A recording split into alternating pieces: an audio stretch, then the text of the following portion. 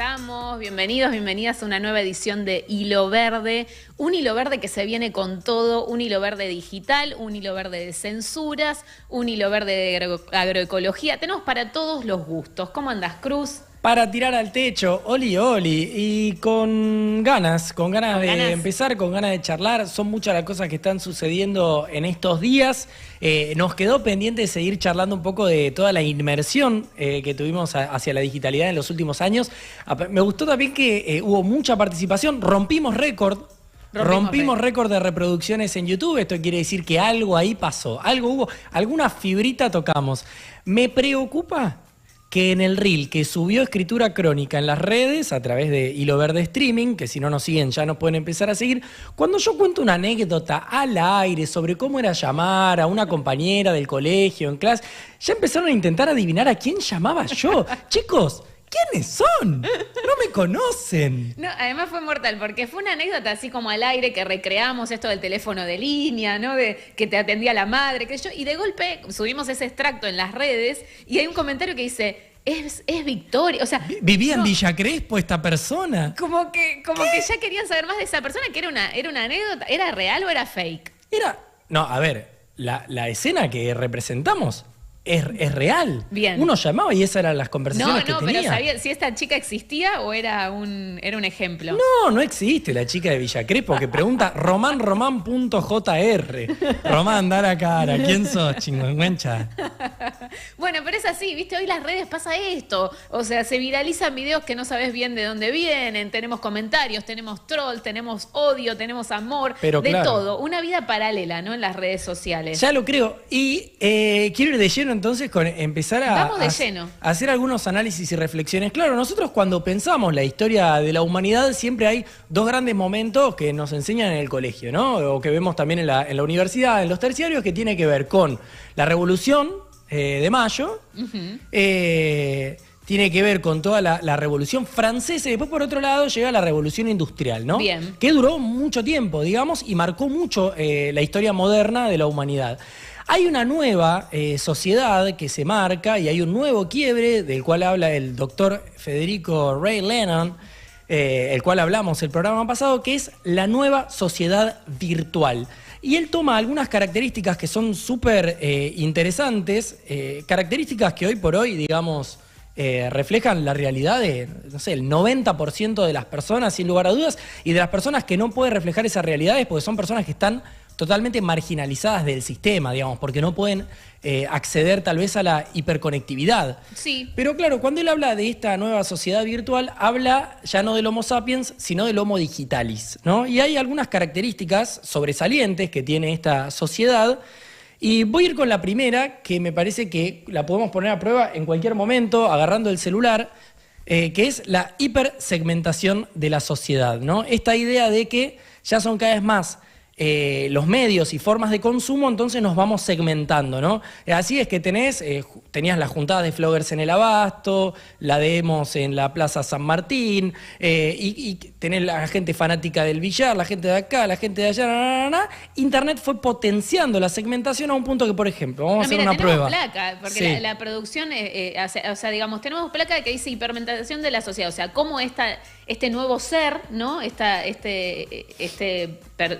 Sería como categoría, ¿no? Esta categoría que es el Homo digital. Se puede segmentar a la sociedad infinitamente. Yo te traigo un ejemplo. Bien. Tengo mi cuenta pública, bueno, ya no es más pública, pero que la mayoría conoce, Cruz Roax. Yo aprieto, vamos a hacer suma acá, Santi, si te da. Yo voy a apretar en Cruz Roax, voy a apretar en el botón de Reels, que es mi botón favorito. Ah, o sea, nos vas a mostrar una intimidad. Esta es la otra, Nos vas a mostrar una intimidad. Yo aprieto el botón de Reels. Vamos a ver, listo. Cuando pierdes el anillo único en medio de una rave. O sea, hay un chabón que está completamente drogado de pasta, que está buscando ahí, se arrodilla en el agua y busca un anillo. ¿Esto por qué? Porque soy fanático del Señor de los Anillos y de toda la cultura medieval. Ahora, esto me lo muestra, es parte de la segmentación a la que yo pertenezco. Ahora, voy con mi otra cuenta, que se llama Es Otro Roax, a la cual no le voy a permitir la solicitud de amistad a nadie, porque está mi familia y mis seres más cercanos, es donde yo puedo ser una cuenta privada, digamos, tan falopa como quiero, y me aparece, por ejemplo, un video que dice Brazilian player falls to the ground after touch from referee. O sea, un partido de fútbol random. Que a la vez a mí me chupa un huevo. Entonces hay que ver si el algoritmo está intentando crear una nueva segmentación en mí o llevarme hacia una segmentación o ponerme a prueba a ver si yo empiezo a darle like o me quedo acá reproduciendo y empiezo a formar parte de eso. Bien, pero digamos, lo que vemos viendo, siguiendo el hilo verde del programa pasado, que dijimos que fue récord, que tenía que ver con inteligencia artificial, etcétera, o sea, es como para comprender también cómo llegamos hasta acá, ¿no? ¿Cómo llegamos a este, que a veces no sentís que las redes te conocen más que vos mismo, a veces, pero claro. o también hay estudios que plantean que nuestros algoritmos ya van a saber cuáles van a ser nuestras tendencias de búsqueda de acá al año que viene, de acá al año que le sigue, o sea, eso es fuertísimo, por eso ya son proyecciones sobre nuestras acciones. Exacto. Más adelante vamos a llegar a eso. Hay un aumento de la población humana. Esto es parte también de la nueva sociedad virtual. ¿Por qué? Porque la población, el 98% de la población en todo el mundo está en las ciudades. En las ciudades, cuando son urbanizadas, aparece un fenómeno que es la hiperconectividad en la mayoría de los casos. Entonces, crece la población dentro de los centros urbanos, donde hay conectividad, y eso nos lleva a estar cada vez más conectados. Después hay otro factor que han estudiado estos argentinos y argentinas, que lo que dicen es que además en Latinoamérica sucede que hay tasas de inseguridad altas en muchas ciudades, lo que hace que muchas personas terminen, por ejemplo, de noche conectando, en vez de salir a una plaza, por ejemplo, que es lo que muchos hacemos, en vez de ir a una plaza, no, me quedo en casa para que no me afanen el celu, y cuando se quedan en la casa, ¿qué hacen? Estoy conectada a las pantallas. Te conectás a las pantallas, exactamente. Bien, y ni que hablar de algo que está malísimo, pero que rehacemos, que es antes de irte a acostar, ¿no? Estás ahí en la cama viendo, tipo tiki, y decís que ni siquiera sé qué estoy viendo. Y después tenés los ojos así para irte a dormir, ¿no? O sea, y con qué tensión a veces en el cuerpo. ¿No te pasa que no te das cuenta? Y bruxismo, cervical, ¿no? Como todo afecta también esta postura también de estar ahí en la cama y taca, taca, taca con los reels. La historia de mi vida. O Ayer TikTok. me levanté llorando, literal, porque me quedé duro. Saltó de la cama mi compañera. Sí. Y a los 5 minutos, pobre, toda dormida con los ojos entrecerrados, poniéndome Bengué antiinflamatorio, clavándome un diclofenac. Bueno, por esto, ¿no? Las posturas, estar laburando en la virtualidad, digamos, nos va moldeando. Sí. Voy rápido con estas dos. Los jóvenes digitales, claro. Nosotros contamos, nosotros somos del 80 y pico, del 90 y pico, y están después la generación Y, la generación Z, son generaciones un poquito más babies, que han crecido con toda esta conectividad y ya directamente las redes sociales, las plataformas, son una extensión de sus relaciones sociales. ¿Sabés que pensaba algo muy loco? ¿Viste? Yo tengo una sobrina de 4 meses, ¿no? Entonces, la típica, ¿viste? Que estás ahí sacándole la foto, qué sé yo. La nena, 4 meses, o sea, que esto además es como una especie de experimento en vivo, porque mira, ya te mira. Sabe mirar a la lente. Ya mira el lente y sonríe. O sea, hay algo que vos decís, claro, y después hablábamos con mi hermano, con la mamá. O sea, y vos decís, qué loco, ¿entendés esto que está pasando? Porque no te das cuenta y ya la estás como llevando ese experimento social de un bebé y que no sabes ese efecto que puede llegar a tener. Entonces después ya la sacás de la pantalla. O sea, pero uno tiene que tomar conciencia y tenés que decir, no, hasta acá la pantalla, ¿no? Pero no te das cuenta porque uno mismo está, ¿no? Todo el tiempo viendo quizás más la pantalla que un árbol de la vida real, bueno, por ejemplo. La pandemia hizo que muchas personas, por ejemplo, se descarguen Discord y ese tipo de salas que son como salas de chat, pero ya directamente con videollamada o con llamada. Y entonces la juntada, hoy, qué sé yo, mi primo de 18 años se junta con amigos un viernes y ya no se juntan en una casa, a veces pero la mayoría de los casos es, los viernes de 10 de la noche a 2 de la mañana estamos todos en el Discord. Claro. Entonces, esa relación social se va hacia las pantallas. Claro, mandamos un beso a Valentina y Agus, que están ahí conectadas. Valentina de estreno, tenemos ahí que esté Valentina del otro lado, le mandamos un saludo. Pobrecita, que estoy contando nuestras intimidades. Después, la familia, claro, pasa algo, hay una nueva tendencia en la conformación de las familias, que crece la familia de solos y solas. Digamos, ¿no? Se empieza a desarmar esa concepción de la familia tradicional como igual era antes. Claro, o sea, son monofamilias, o sea, unipersonales. Unipersonal, que está buenísimo también, porque en un punto, digamos, es una construcción social la figura de la familia, ¿no? Entonces, creo que más allá de lo digital, esto tiene que ver con una cuestión social y de mandato y de, bueno, nada. Completamente, y en algunos casos es romper ciertos mandatos, como vos decís. Pero claro, esto también lleva un hogar unipersonal. Estoy solo al pedo. Bueno, toco la guitarra, dale, toco la guitarra un rato. ¿Qué hago? Después ya, claro, antes mi abuela jugaba al solitario, me acuerdo, en la compu, sin conectividad, pero jugaba al solitario. Ahora, claro. Porque mis abuelos jugaban al solitario, pero con las cartas. Yo he jugado de chica al solitario, ¿no? pero tirando las cartas de papel sobre una mesa. Claro, acá solitario, pero ahora jugás con el celu, ¿no? Ahora sí, jugás con el celu, haces videollamada, lo mismo, digamos, te vas conectando de alguna manera para encontrarte con otros, en vez de con tu familia que te chocas en cada habitación o espacio o lo que fuere. Sí, Después hay una mixtura de valores, esto me parece que a vos te va a copar, porque hacen una lectura, el doctor Federico Ray Lennon, lo que dice es que crece el individualismo que va de la mano del consumo. Digamos, las sociedades están más educadas en la persuasión que en una educación integral para una sociedad, no sé, más justa, con mejores valores o lo que fuere. Perdón, no te estaba prestando atención, ¿qué me estás vendiendo? Exacto, nos educamos en la persuasión, ¿viste? En el clickbait. ¿Qué tengo que comprar? O sea, no termino de entender, ¿viste?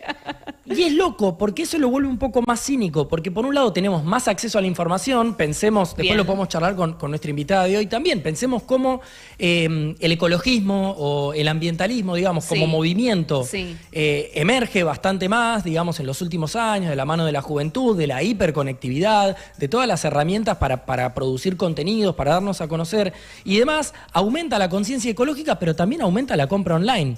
Total. Esas cosas son las que denominan como cínicas, como contradictorias. Y hay que hablar de la compra online innecesaria que te pedido, ya ponerlo con pedido market, que compras, no sé, hisopos ¿entendés? Compras algo así y viene una moto, digo, la huella de carbono que tiene eso, la motito para traerte algo, pero sin embargo no salís de tu casa. El otro día hice la compra más salame del planeta. Compré un sacabollos de 10 centímetros por 10 centímetros para el auto y no tiene bollos. Y cuando me llegó... ¿Para dije, tu auto no tiene bollos? No. ¿Y para qué lo compras? No lo sé, porque me pareció que era una buena oferta. Entonces yo dije, dale, accedo. Y lo terminé devolviendo. Por suerte se podía devolver y me devolvieron la guita. Bien, bien. Bueno, bien. estas cosas que nos pasan, esos ataques cósmicos de hiperconectividad y creer que esto es una ganga. Esto está bien, esto está bien. Sí, sí. Y acá aparece algo que está bastante más relacionado con nuestra audiencia, con nosotros, que tiene que ver que aparece el surgimiento del ONGismo, ¿no? Las ONGs empiezan a surgir más. Por un lado, las nuevas tecnologías lo que hacen es brindan oportunidades para que surjan estructuras jurídicas sin necesidad de que haya un sostén material detrás, grande. Bien. Digamos, qué sé yo, herramientas como el Google Drive, Slack, Notion y distintos softwares permiten armar estructuras sin la necesidad de tener que tener oficinas. Bien. Y a su vez también, claro, los usuarios que se van conectando empiezan a querer formar parte de sociedades más justas, digamos, porque hay una clara retracción del estado de bienestar. Entonces ahí terminan pasando un par de cosas con este surgimiento de ONGs que se conecta con otra característica bastante importante. Ya estamos en la otra placa. En esta. No, estamos bien. El ciberactivismo. Porque ¿no? acá me parece súper importante porque este es el hilo verde digital que decíamos que viene del programa anterior, como terminando de hablar de inteligencia artificial, de este Homo Digitalis, etcétera, y que nos lleva al tema que se viene, a nuestra invitada, etcétera. Que justamente, o sea, entender el momento actual que estamos viviendo, también que obviamente estamos viviendo una crisis del Estado, tiene que ver obviamente con esto, ¿no? Y vos decís, las ONGs que también vienen como a traer una solución que tal vez el estado de bienestar no me está trayendo. Ni que hablar del ciberactivismo que tiene que ver con, bueno, a ver, si hay una disputa que se está dando en el terreno digital, ¿cómo hago yo para de manera comprometida salir a defender, ponerle mis derechos o mi opinión, etcétera? Es en ese terreno, pero qué peligroso, porque ese ciberactivismo a la vez nos trae un montón de violencia, ¿no? Completamente. Y un montón de cuestiones que tienen que ver con que el otro día... Echa la ley, echa la trampa también, claro, ¿no? Digo, claro. Porque vos mencionabas, y me parece de manera bastante acertada, ya lo venías rosqueando desde el programa pasado, que tiene que ver con los bots, con los trolls y las funciones que cumplen, algo explicamos. Y bueno, eso también es como la respuesta a... Porque lo del ciberactivismo, lo que dicen en este estudio de Homo Digitalis es los chicos y chicas con la hiperconectividad empiezan a acceder a información, cosas que les hacen pensar en la calidad de vida de ellos y de la sociedad, de sus seres queridos, etcétera, y se empiezan a involucrar desde la comodidad de su cama, desde su habitación, ya están arroba Lamas, secretaria de Ambiente. Le pido por favor que considere de nuevo sus dichos sobre el cambio climático. ¿No? Eso lo pueden hacer desde su casa. No tiene redes Lamas. Bueno, al Pichichi Scioli. Debería hacérselas, pero creo que no tiene redes. Ahí nos mandamos un beso también a Nati de Cointensa, que dice que ella también está, que quiere recibir saludos, a Giván. Valentina dice besos a ambos. Clave que hablen de segmentación. Estamos todos redisociados. Me parece muy interesante este comentario porque también pasa eso. ¿Cuánto hay de la realidad, entre comillas, que sucede en las redes y después en la vida que no tiene que ver con las pantallas. Que tal vez en esto de, ay, te odio, o todos estos comentarios que hay, y después vas por la calle, che, sentémonos a tomar un café y debatamos. O sea, el otro día veía un video que me pareció súper interesante de la Joaquí, que ella decía que en las redes a ella la recontratacan y que después a veces ella se pone a ver quiénes son los que la atacan, si no son bot y gente que no existe, ¿no? Sí. Y dice, quizás es minas que le gustan los animales, que yo tal vez me llevaría bien para juntarme. Claro, ¿no? ¿Qué cuestión ahí también que hay de la disociación? Después dice, Martín dice, ahora los chicos hacen la seña de sacarse fotos como si tuvieran un celular y no una cámara, lo mismo para las llamadas, tal cual. Me pasó también que tengo, digamos, con mis otros sobrinos que tienen más edad, que claro, voy a decir, no, la llamada me aburre, quieren hacer videollamada, ¿entendés? Como que ya la llamada no alcanza, ¿no? Y ahí también ves algo. Se va moldeando el cerebro. Bueno, la seña de corazón nuestra, histórica, es esta. Sí. Los pibes ahora te hacen esta. Y con lo de sacar la foto, nosotros hacemos así. Cuando estamos viendo una situación, suponte, estamos en la terraza de mi casa cuando pega el sol y nos vinieron a visitar con Martín a casa. Sí, sí. Y los veo ahí charlando entre ustedes, riéndose, que a veces son medio de revista ustedes dos juntos. ¿Y yo qué haría? Ahí te hago, jodo con esto. En cambio ahora ya te hacen... Es verdad. Como con el celu de parado. Es verdad. Voy cerrando. Algo que me parece interesante de lo del ciberactivismo también tiene que ver con que, por ejemplo, en el 2020, cuando fue la pandemia, Sí. ¿se acuerdan que en el 2019 comienzan las movilizaciones de la juventud por el cambio Sí, climático, ¿no? sí, Para sí. empujar la ley de cambio climático Sí, y otras cuestiones sí. más. Bueno, la del 2019 de septiembre, que fue tremenda, el 27 de septiembre, multitudinaria, hasta las fotos, los videos con drones, todo, fue una locura. Y claro, después, al año siguiente, en el 2020, sale la pandemia y veníamos organizando la siguiente marcha. Se terminó armando virtual. Fue una marcha virtual en donde se armó un esquema de cuentas que eran las que transmitían. Entonces, transmitía la Asamblea por el Agua de Mendoza, después los chicos de Jóvenes por el Clima desde no sé dónde. Después una influencer ambiental cantaba y hacía un show. Mirá. Y toda la grilla, como si fuese en el escenario posta, Mirá. enfrente del Congreso, Sí. se terminó armando a través de cuentas de distintas provincias. Y entonces cuando se terminó una cosa se iba dando el pase, se conectaban en la otra. Y fue tremendo, porque eso fue también por el buen manejo de las tecnologías que hay, digamos, también permite esto, ¿Eso ¿no? fue pandemia? Esto fue en pandemia. Bueno, yo creo que también ahí la pandemia nos trae un gran cambio a nivel social, nos trae un gran cambio a nivel tecnológico. Digo, gente que mismo no sabía usar el Zoom, no sabía usar un montón de herramientas que tal vez quienes estábamos en la comunicación sabíamos, pero se masiviza. Obviamente que eso trae un cambio cultural, un cambio que tiene que ver mismo, yo creo que con consecuencias que vemos hasta el día de hoy, ¿no? También consecuencias buenas para el ambiente, porque en ese momento me acuerdo todo lo que tenía que ver con videos de compost, videos de huertas. Había un montón de cuestiones que en la pandemia estuvieron muy buenas, ¿no? Que después, bueno, yo creo que cuando empezamos a salir de casa se fueron perdiendo algunas, lamentablemente. Sí. Pero hay algo que yo siempre digo cuando hablamos de tema de campañas comunicacionales, campañas ambientales, etcétera, que tiene que ver con... Está bueno que pase, obviamente que esté, que suceda, ¿no? La marcha y vamos al Congreso, y que no nos repriman, etcétera. O sea, digamos, que suceda en la vida real, pero también tiene que haber un registro en lo digital, porque hay un montón de gente que tal vez está lejos, no. Entonces digo, qué importantes son las dos vertientes, ¿no? Pero claro. La digital y la que está fuera de las pantallas. Es que es traccionar el sentido. Claro. Después te pasan estas cosas, ¿no? Claro. Que vos podés agarrar a alguien, por ejemplo, un pibe hoy, Sí. que banque fuertemente a la libertad de avanza, ¿no? Sí. Y que te diga, no, porque antes eran todos chorros, ponían a sus primos, fíjate, que ponían al hermano, al primo, al cuñado, al consuegro, y por ahí, en esta segmentación, nunca se enteró que el hermano de Adorni también recibió un carguito, que el cuñado en el Ministerio de Economía también está, Y bueno, y es que así. muchas cosas de que se criticaban, digamos, también están sucediendo, están pasando hoy, ¿no? Y yo creo que también hay algo que tiene que ver con la cantidad excesiva de información, que a veces se lo llama como infotoxicación, que tiene que ver con que hay tanta información que muchas veces lo que vale la pena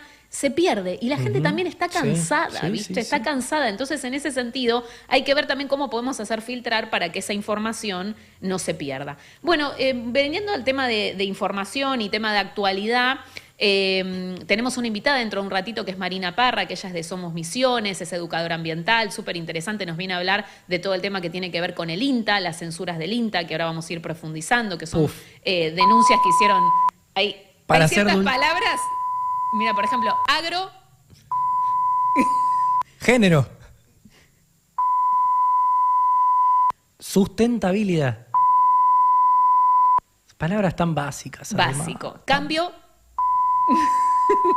O sea, me río. No, pero cambio solo vale. No, bueno, cambio vale, pero yo no la dije porque me la estaban como cambio climático. Ah, claro, tendría que haber hecho. ¡Epa! Ahí va. Bueno, y hay un montón de palabras que salieron los trabajadores del INTA a denunciar que dentro mismo del organismo no se estaban pudiendo decir. Ah, pero es que prohibiendo somos más libres. Ah, listo. Buenísimo. Si prohibimos palabras, somos más libres. Buenísimo. Dentro de un ratito vamos a estar hablando de eso, súper importante para el ambientalismo, pero para la comunidad en general. Pero antes te quiero traer una mini noticia, o importante. ¿A mí o a la gente? A la gente, pero bueno, te mí tengo a vos también. acá cerca, claro. Que tiene que ver con que Ana Lamas, la subsecretaria de Ambiente, Sí. que la hemos nombrado en algunos programas. Pero claro. Yo le he pedido entrevista a Ana Lamas. Nos la imaginamos. He hablado con la gente de prensa. Ana Lamas no me respondió, no me dio nota, pero está dando algunas notas. Una, creo, igual, 2 desde que asumió en estos 6 meses. Sí. Y hay una nota muy polémica, que ahí tenemos, vamos a ver que lo puse como video, Ana Lamas 2. ¿Cómo giró entre nuestro segmento? Entre nuestros segmentos giró bastante. Ana Lamas dio esta nota a un portal. No sé si ahí lo tenemos el videíto, es sin audio, así que podemos ahí hacer pantalla partida y ver. Ahí va. Ana Lamas, que ahí dice, el gobierno no va a continuar como política nacional con la Agenda 2030. Bueno, esta es una nota que ella dio para Economía Sustentable a una periodista, y fue una nota bastante polémica porque hay varios dichos que, Cuando por ejemplo, hablamos, perdón, una cosa, cuando hablamos de Agenda 2030 estamos hablando de una agenda que es un acuerdo internacional para trabajar en pos de la desigualdad social, el acceso al agua, una vida digna, mejorar los niveles de salud de las personas. Estamos hablando de algo muy básico, es una ¿no? agenda de la ONU que Argentina, digamos, asumió en el 2015 junto a un montón de otros países del mundo, ¿no? Pero perdón, podemos volver un poquito para atrás porque ahí ya avanzó un poco la nota. Ahí ella le preguntan, ¿usted está de acuerdo? ¿Usted cree en el cambio? Porque es una religión, el cambio climático, es como creer en Dios, no sé. ¿Usted cree en el cambio climático? Y ella contesta, creo en las variaciones climáticas. O sea, menos mal porque, o sea, si no estás creyendo, o sea, no estás viendo el frío, el calor, o sea, no, obviamente, que esto se ve más allá de una creencia. Y ella ahí, esto es lo que me parece tremendo. Ay, estoy como ciega porque no llego a ver. Y entonces cuando le preguntan si Milei, cuando fue el tema de la sanción de ley de bases, y recordemos que la semana pasada estuvimos hablando que cuando él habló en la cadena nacional contra el ambientalismo, ahí en está. el Pacto de Mayo. En el Pacto de Mayo le preguntan, en el Pacto de Mayo, ¿por qué vicepresidente durante su discurso tuvo una mirada bastante crítica con el ambientalismo en general en relación a la explotación de los recursos naturales? Y acá sí, necesito que me enfoques, porque ella dice, perdón, él lo quiero decir textual, perdón, volvamos un poco atrás, pantalla ahí. Dice, no fue crítico, al contrario, dijo, explotemos los recursos naturales. Entonces ahí sí, vamos ahora sí al face to face con Ana Lamas. Ahora sí, face to face con Ana Lamas. Ana, querida Ana, cuando quieras podés venir a este programa, ya te hemos invitado, pero ¿qué pasa? Vos decís que el presidente no es que está en contra del ambiente, sino que él dice que explotemos los recursos naturales. Vos sos nuestra representante en defensa de nuestros bienes naturales, de nuestro planeta. No podés estar diciendo esto. La verdad que me parece una tomada de pelo. Yo te voy a actuar de Ana los Lamas. ambientalistas y las ambientalistas reciclamos vidrio, no comemos vidrio para que nos vengas a responder estas cosas. Entonces me parece una falta de respeto las mentiras, ¿no? Pero también me parece una falta de respeto que nos esté diciendo que el presidente está diciendo nuestras caras, explotemos los recursos naturales, nos lo viene a defender quien viene a representarnos como argentinos y Argentina en esta cartera. O sea, una persona que asume este cargo tiene que ser una persona que vele por los derechos de la naturaleza, que vele por los derechos de las personas. Vos sos parte del Estado, no sos parte ni del empresariado ni del pueblo, sos un nexo. Entonces no puede realmente decir estas cosas en la entrevista. Y no tengo ningún problema en que venga y lo debatimos y lo charlamos, porque también si no, queda como que cualquier persona puede decir cualquier cosa y encima asumir cargos y queda en la nada. Y eso es lo que me da bronca. Y sí, estoy enojada. Sí, estás enojada. Estoy enojada porque me parece una toma de pelo.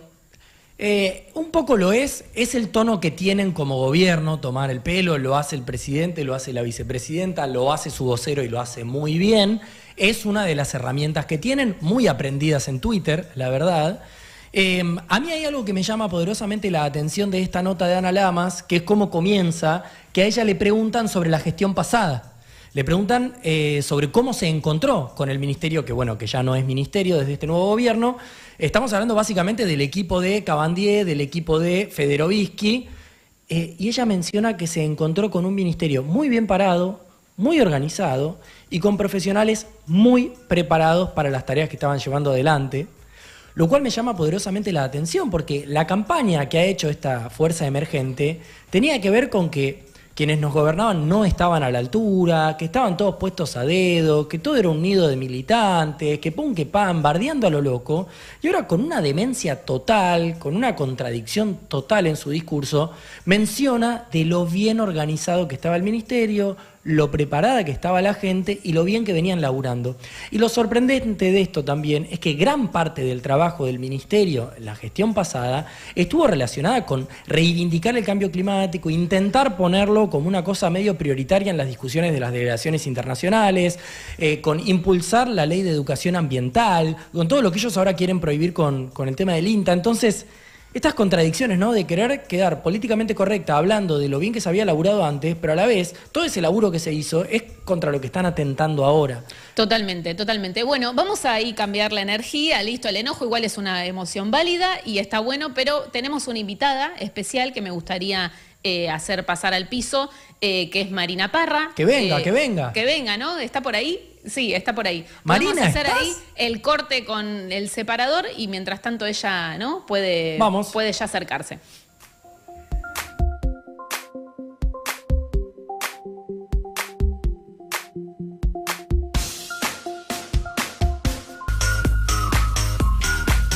Bueno, muy bien, estamos acá ya con nuestra invitada Marina Parra, pero antes quiero traer otra noticia que nos va a dar pie a nuestra invitada, que tiene que ver con esto que estábamos diciendo, que los trabajadores del INTA denuncian censura, ¿sí? Denuncian de estas palabras que estábamos diciendo hacía un ratito. Tengo un video para que veamos que es de un representante, Mariano Romero, de los trabajadores del INTA, que está contando un poco cuál fue la situación. A ver. Sí, mira, esto surge de una reunión en la Secretaría de Bioeconomía que era la Secretaría de Agricultura. Sí, ya no está más, se fue. Sí, y convocaron a los referentes de comunicaciones, no solamente del INTA, sino de otros organismos, para bajar esta línea. La idea es, bueno, el gobierno está contra la agenda, como vos decías, de la agenda 2030, y uno lo ve en las publicaciones del organismo, aparecen los trolls pagados por el gobierno diciendo déjense de joder con la huella de carbono, hay que producir como sea, no importa los resultados y qué es lo que queda después de producir. Y esto es volver 20 años para atrás más o menos, ¿viste? Porque ya hay organizaciones de productores, productores medianos y grandes productores que están produciendo en el campo directamente con adoptando tecnologías sustentables y que le genera negocio a ellos, buena rentabilidad y cuidamos los suelos y el medio ambiente. Bien, esto era lo que estaba denunciando Mario, ¿no? Romero, que era lo que está sucediendo, ¿no? Que hay como una especie de comunicación interna dentro de los trabajadores del INTA que se bajó esta línea de no decir ciertas palabras. Pero como nosotros, si nos censuran, nos provocan, trajimos acá a Marina Parra, ella es educadora ambiental, para que nos explique y nos cuente. Bueno, primero vamos a empezar a preguntarte algo básico. ¿Qué es la agroecología y por qué se estaría censurando? Bueno, buenas tardes y muchas gracias por la invitación. Y si me permiten, empezaría por otro lugar. Dale. Como en esto de buscar entender también, no solamente responder, ¿no? reactivamente, sino buscar entender que el INTA se crea en nuestro país en el 56, ¿no? como parte de un mandato histórico de esa institución que tiene que ver con instalar el enfoque de la Revolución Verde, ¿no? Cruz hace un rato hablaba de las sucesivas revoluciones a las que asistimos como humanidad y la Revolución Verde tuvo que ver con esta falacia de partida que era alimentar al mundo, ¿no? En el mundo de posguerra.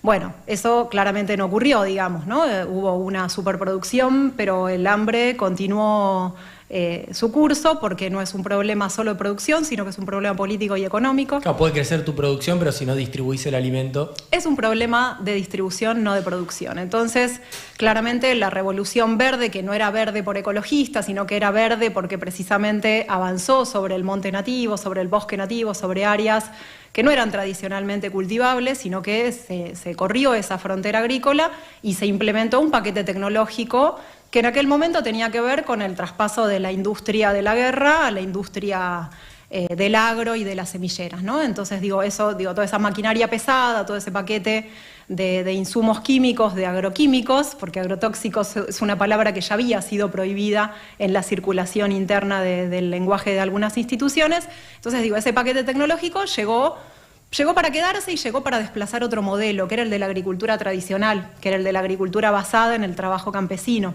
que era la agricultura de conservar semillas, de reproducir especies, de la domesticación participativa, de la agricultura que tiene 10.000 años, no 70, ¿no? La agricultura industrial entonces tiene menos de 100 años, tal como la conocemos, y sin embargo parece que es algo que siempre fue así y que es imposible de cambiar. Sí, era una agricultura más rica en diversidad. Mucho más diversa, la alimentación era más diversa, era más nutritiva también, y las cadenas de comercialización eran más cortas, porque el consumo tenía que ver con el traslado más cercano. Bien, no, iba a decir si nos podían poner a los tres, ¿no? Ahí al mismo tiempo. Bien. Para que nos podamos ver y charlar y que sea más dinámico. Bueno, y entonces el INTA, digamos, claro. Vos estabas contando, digamos, cómo se crea. También hay un tema, otra de las palabras que se censura es ProHuerta, ¿no? Que es un proyecto que abastece de semillas a más de 600.000 huertas en todo el país. Y es un programa que tiene 33 años, o sea, estamos hablando de cuestiones que no tienen que ver solo con el gobierno anterior, ¿no? Sino con cuestiones que son históricas. Sí, porque a esta revolución verde que empieza a hacernos perder soberanía alimentaria en nuestros pueblos, Latinoamérica con toda su diversidad genética vinculada a semillas, pero también saberes ancestrales vinculados a eso, precisamente. Se pierde variedad genética de semillas, se pierde diversidad en el alimento y se pierde diversidad cultural también y saberes asociados a la tierra, y esas prácticas que en general eran de transmisión oral, ¿no? y especialmente en manos de mujeres, de sus comunidades. En los 80 y en los 90 en nuestro país, con la introducción de los organismos genéticamente modificados, con los transgénicos, y entonces en esa disputa de modelo es que a fines de los 90 o mediados de los 90 se instala el ProHuerta como una línea vinculada a la soberanía alimentaria y a la autoproducción de alimentos, y empieza a abrirse un nuevo debate en el INTA, ¿no? El ProHuerta entonces surge como una respuesta, si se quiere, política ante la instalación de estos paquetes tecnológicos más de monocultivo y demás. Sí, y acordémonos de los 90, ¿no? Neoliberalismo, hambre creciente, crisis laboral, desempleo, ¿no? La autoproducción de alimento pensada sobre todo en las grandes ciudades, ¿sí? No solamente como un debate vinculado al modelo agroindustrial, sino principalmente cómo resolver que todo argentino o argentina tenga un plato de comida sobre la mesa, aunque sea hecho en el patio de su casa, ¿no? Vinculado a ese modelo, a esa contrapropuesta, si se quiere, o movimiento también, en lo técnico-político, ¿no? Que estas cuestiones siempre tienen estas dos dimensiones. Pero ¿por qué me interesaba? Porque vivimos en una época que parece que las cosas nacen de un repollo y hay que historizar a veces algunos procesos, tampoco hay que a veces irse tan lejos. Lo que quiero decir es que el INTA es un organismo que en su mandato de nacimiento tiene como un enfoque colonial, digamos, ¿no? De desconocer lo local, desconocer lo que había, tildarlo de antiguo, anticuado y que ya no tenía vigencia en un mundo que venía cambiando, y entonces, con el enfoque del desarrollismo, por supuesto que el agronegocio y la revolución verde tenían mucho más que ver en ese campo industrial que el campesinado. Ahora, el INTA, junto con el Banco Nación y ANSES, son los organismos nacionales con más inserción territorial.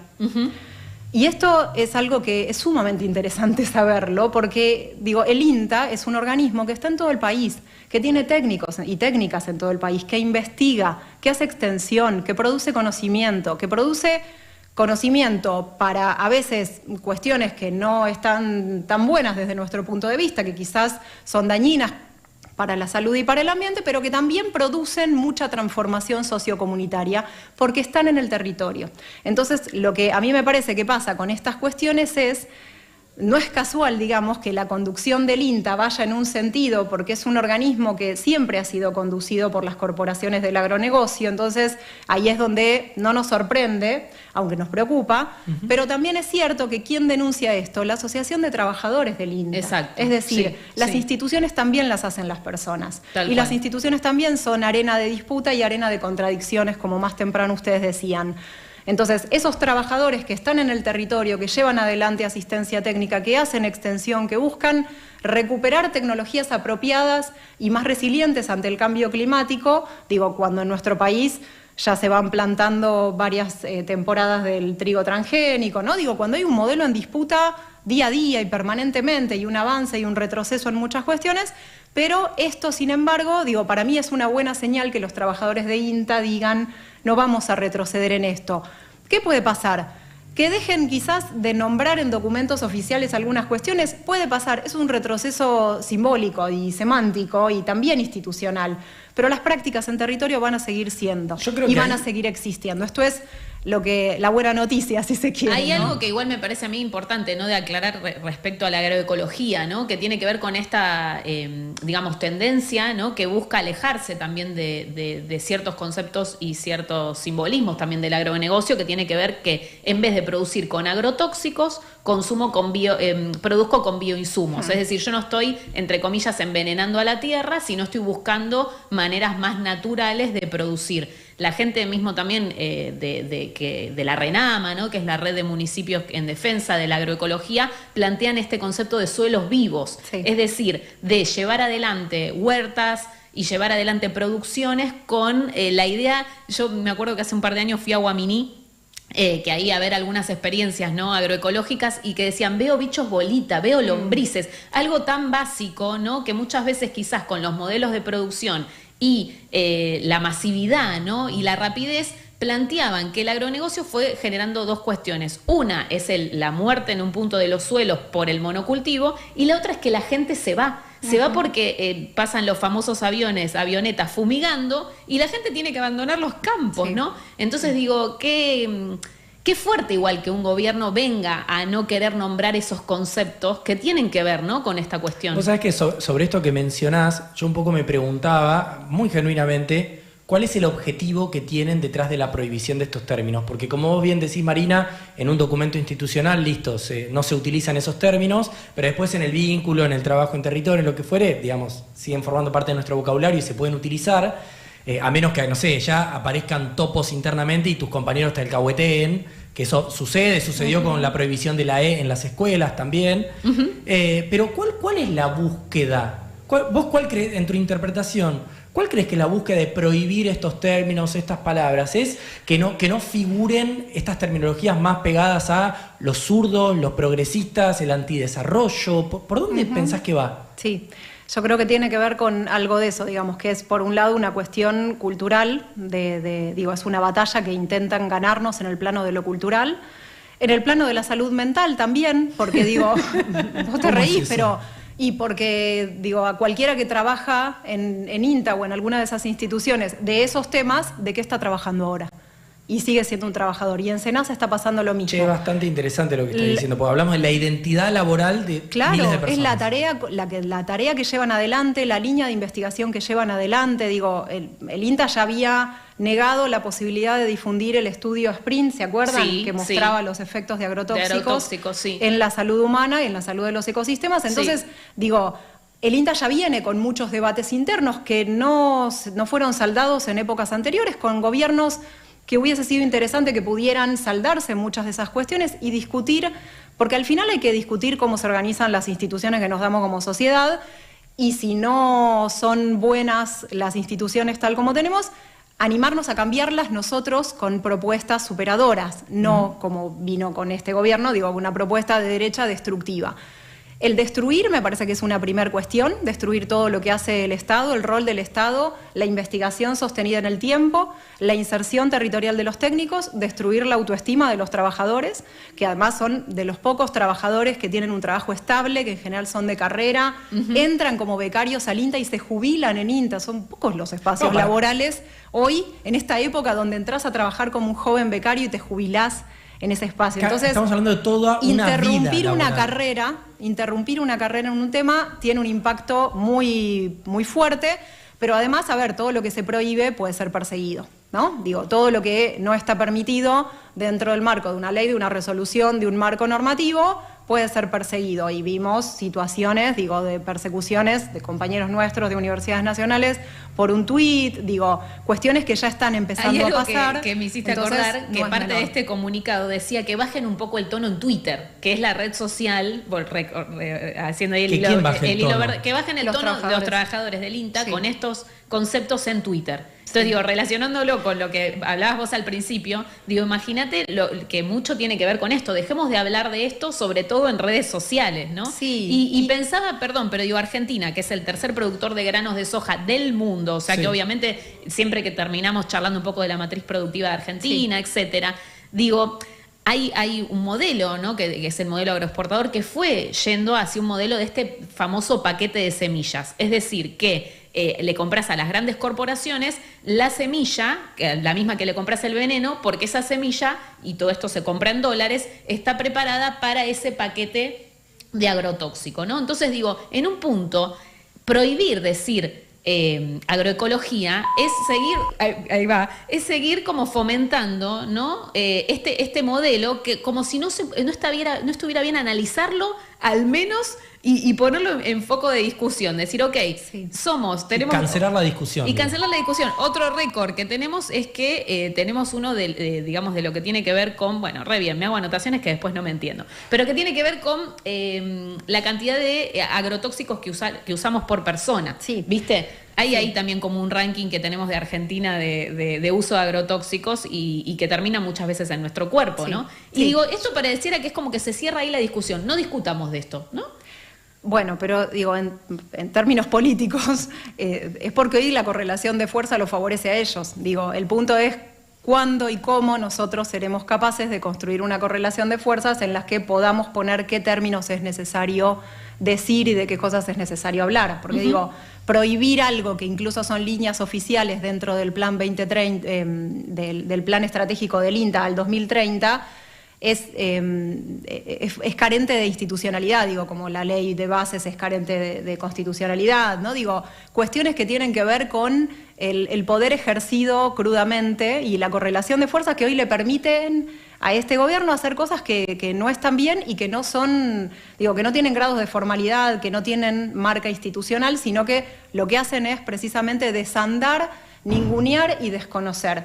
Porque esto es lo que pasó también con la instalación de ese modelo del agronegocio, ¿no? Es desdibujar, es ningunear, es correr. Digo, correr no es solamente correr una producción respecto de otra, sino correr literalmente a las familias del campo. Total. Digo, porque se precisan grandes hectáreas para implementar este modelo. Ahora, eso pasa en nuestro país de diversas maneras, ¿no? Digo, de la provincia de la que yo vengo, que ahí queremos hablar antes de que te vayas de Misiones. Hace 10 años son unidades productivas más pequeñas, donde no es el mismo modelo, digo, no es el modelo zona núcleo de Argentina, sino que es otro tipo de modelo, otro tipo de producción agropecuaria. Entonces, pero sin embargo también hoy por hoy se encuentra la presión de el corrimiento de la frontera agrícola con otro tipo de producciones, pero donde lo que opera es esto que vos decías, el modelo, el monocultivo versus diversidad, en términos de cultivo y en términos sociales, ¿no? Digo, esto me parece que es interesante porque cuando hablamos de agroecología no hablamos solo de sustituir insumos químicos por insumos biológicos, sino de pensar la producción de alimentos desde otro lugar. Diversificar también. Diversificar, entender las interrelaciones. Cuando vos exportás soja, exportás nutrientes, exportás agua, todas esas externalidades que no están consideradas desde la agroecología se incorporan desde un enfoque integral. Y decime si me equivoco, pero también cuando se apuesta a la producción más familiar, más local, en otras escalas, también estamos hablando de abastecimiento de consumo interno, Sí. y a veces cuando vemos miles de hectáreas de maíz, soja, lo que fuere, está solamente pensado para exportaciones. También Sí. ahí hay como, son distintas las necesidades. Commodities versus alimentación. Exacto. Sí. Ahora, hay una discusión que me interesa mucho, digamos, vos te dedicás a la divulgación, digamos, y a la educación de este tipo de temas, y teniendo en cuenta que conocés también un poco el recorrido histórico de Argentina en relación con cómo producimos, cómo se institucionaliza la producción y demás. Recuerdo cuando la discusión que nos dábamos poco tiempo atrás era, voy a traer a Raquel Chan. Raquel Chan fue la creadora de alguna manera, o quien llevó adelante el grupo de investigación de el trigo HB4, este trigo que puede resistir a las sequías y demás. Y me acuerdo cuando la discusión era si estaba bueno que haya una investigación que sea liderada por Argentina con universidades del litoral, digamos, que todo el know-how venga y la investigación venga por parte de nosotros, y si eso nos daba soberanía o no, más allá de que seguía alimentando a este modelo que viene mencionando Agus. ¿Cómo te sentís de que la discusión sea esa, si está bien o está mal, y que si es soberanía nacional o no, ¿verdad?, a que la discusión sea si prohibir cambio climático, prohibir agroecología, como palabras? Claro, es que es un retroceso enorme. En realidad, digo, no pudimos, lo que digo es que no supimos saldar adecuadamente nuestras discusiones internas, porque en última instancia Raquel Chan es una investigadora argentina financiada por recursos públicos, y tuvo que venir un gobierno a destruirlo todo y a volver a 200 años atrás, a un preestado, ¿no?, donde ya no corre ningún derecho prácticamente. Un preestado. Claro, y estas discusiones no tienen lugar, digamos, porque estamos hablando solos. En definitiva, hoy si la gente no come, digo, no tiene sentido ninguna discusión, ¿no? Entonces, digo, yo creo que es un retroceso enorme que no hayamos podido discutir cuando hay un enfoque colonial en la ciencia. Hay que asumir que hay un enfoque colonial en la ciencia, y yo creo que los transgénicos, digo, por más que sea, porque recuerdo otras discusiones en las que también compañeros decían, vamos a producir un glifosato nacional. Claro. Y entonces, Lo bueno, mismo, pero marca Argentina, claro. Nuestras empresas se pusieron a producir glifosato y atracina. Y la verdad es que no pasa por ahí, por hacerlo nacional y popular. De lo que se trata es de discutir el modelo de fondo y de tener soberanía a la hora de pensar también las necesidades de tu pueblo, con los conocimientos de tu pueblo, mirando más Latinoamérica que Europa u otros países. Entonces digo, hay ahí una discusión que tiene que ver con descolonizar nuestro pensamiento y animarnos, que hoy lo charlábamos con Agustina, con imaginación social a pensar otras formas. ¿Y eso nos quita la posibilidad de crecer económicamente para vos? Sí, por supuesto. No, claro que no, pero porque la discusión al final pasa por ahí. Digo, sí, es que la agroecología no va a alimentar el mundo, pero si durante 10.000 años la agricultura campesina alimentó al mundo, ¿no? Digo, y las hambrunas, insisto, no tenían que ver con modelos productivos, sino con formas de distribución y concentración del poder. Entonces, claro que no estamos en un mundo de hace 500 años y no vamos a mirar con romanticismo el pasado, pero sí claramente lo que tenemos que mirar es que hay otras formas de producir, que son más resilientes los cultivos biodiversos ante los efectos del cambio climático, y nosotros ya incluso atrasamos bastante discutiendo estas cuestiones de si sí, si no, si transgénicos, si nos adaptamos a la sequía con más agroquímicos o si pensamos en sistemas que están biodiversificados y se parecen más a la naturaleza. ¿A quién queremos imitar, en definitiva, ¿no? Nosotros planteamos las soluciones basadas en naturaleza, que también es una propuesta que hace Naciones Unidas, ¿no? Las soluciones a la adaptación al cambio climático, como las soluciones basadas en las comunidades, las redes comunitarias, el intercambio de conocimiento, el intercambio de tecnología, la tecnología adaptada. La tecnología muchas veces es carísima. Entonces, claro, llega a las grandes ciudades, tampoco de manera igual, ¿no? Muchas veces desigual, pero hay comunidades rurales a las que no llega nunca, ¿no? Y que son quizás las que más necesitarían hacer más eficiente el uso del agua, mejorar la productividad de sus suelos, pero sin duda que hay algo que aporta la agroecología que tiene que ver con la biodiversidad, con cambiar el enfoque de no ver solamente un producto, sino ver chacras o fincas o predios biodiversificados donde vos tenés mucho más para sacar que solamente un commodity. Y también la cuestión de la resiliencia. ¿Cómo llegás a esos rincones? Porque digo, antes era el Estado el que te podía garantizar llegar a cada rincón, llegar a estas comunidades que vos mencionás que por ahí pueden necesitar más esa tecnología. Pero si hay una retracción del estado de bienestar, si hay muchos organismos internacionales que descreen en invertir en proyectos en Argentina porque hay un gobierno que ni siquiera cree en el cambio climático. ¿Cómo llegamos? Creo que es una pregunta que hay que hacernos. ¿Cómo?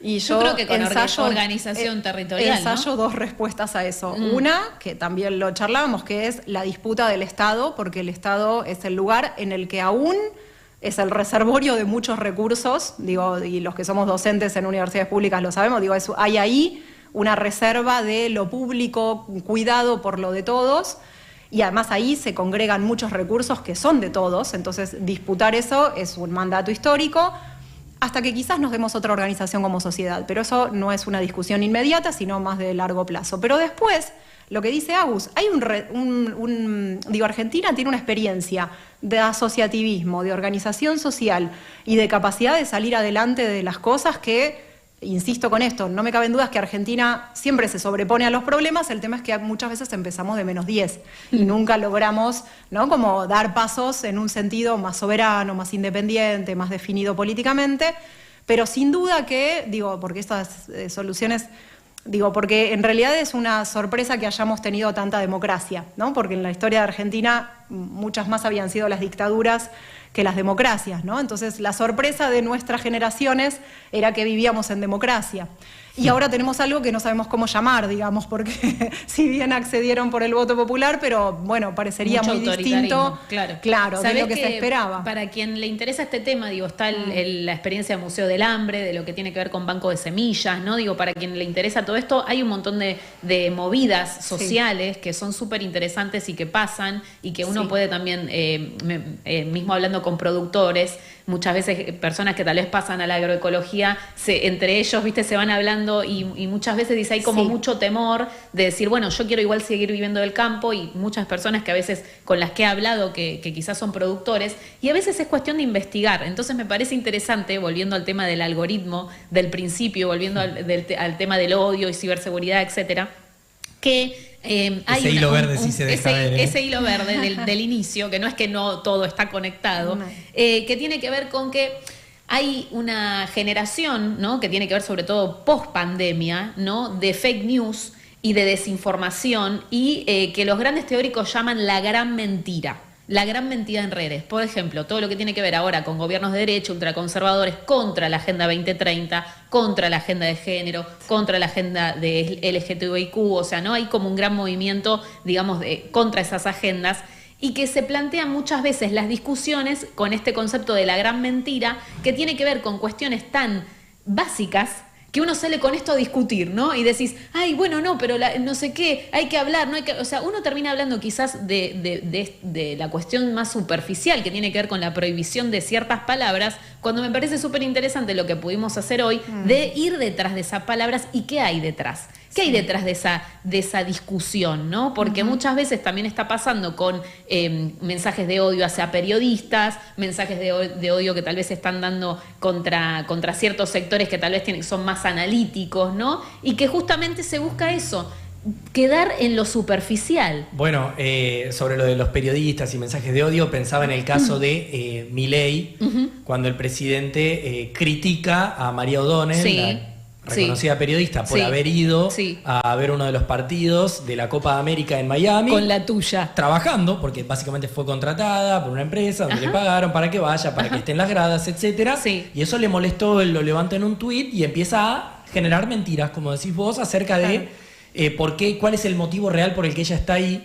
Y después tenés fotos de Jonathan Viale, un periodista más afín, de La Nación Más, etcétera, en la cancha, y eso no le molestó al presidente. Ahí no hay un tuit. Mira, hay algo súper interesante, ¿no?, que dijo O'Donnell respecto a este ataque que recibió, porque encima ella viaja con fondos privados, que en Estados Unidos esto se llama character assassination. ¿Qué quiere decir esto? Cuando se afecta directamente la credibilidad de esa persona con más mentiras. Entonces se busca que ella, como es una periodista que intenta ser dentro de todo equilibrada, intenta dar datos e información, se la busca desacreditar de cualquier manera, y esto es lo que siento que en un punto se va repercutiendo en distintos ambientes y aspectos. Como yo desacredito directamente que estas palabras no se puedan decir, desacredito un montón de políticas, y con eso es como que todo es malo. Entonces es muy fuerte porque siento que Ataca el perfil. la polaridad de que esta voz estabas hablando. Exacto. Antes de, porque ya nos queda muy poquito, quería preguntarte... Es lo que hizo en el Pacto de Mayo con las organizaciones ambientales. Totalmente. ¿No? Decir, todas están financiadas por magnates. Totalmente. Bueno, eso no es claramente una mentira, ¿no? Tal Pero cual. meter a todo el mundo dentro de una misma bolsa, Tal cuando cual. en realidad hay redes que sostienen,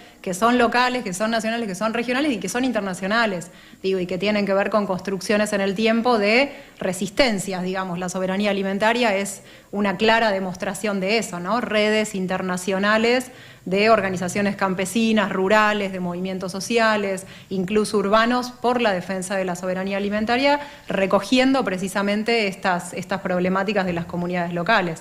Ya estamos casi al final del programa, no nos queda... Queda droguita viral para otro programa. Queda droguita viral para otro programa. Un último mensaje que quieras dar como de, bueno, hay un futuro posible, ¿no? Como de levantando el ánimo, ¿no? Y agregale cómo la pasaste también. Sí, en el programa. No, yo creo que me quiero sumar. Me encanta conversar con ustedes y sobre todo algo que le decía Agus también, es necesario darnos estas conversaciones porque tenemos que con imaginación pensar el futuro que queremos. Yo trabajo además con grupos de jóvenes que han decidido volver a la ruralidad, Hermoso. O sea, hijos de productores y productoras, porque si hay algo que me preocupa es el relevo de la vida en el campo.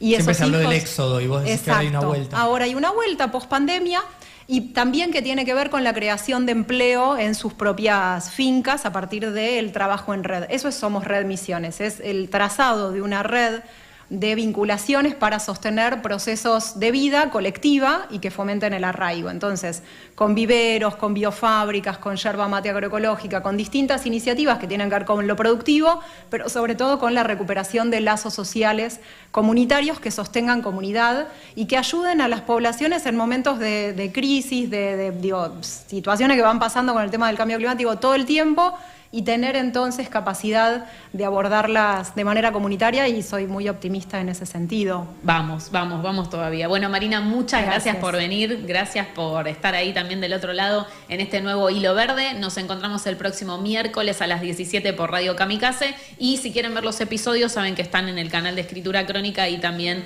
en Spotify. Adiós. Adiós.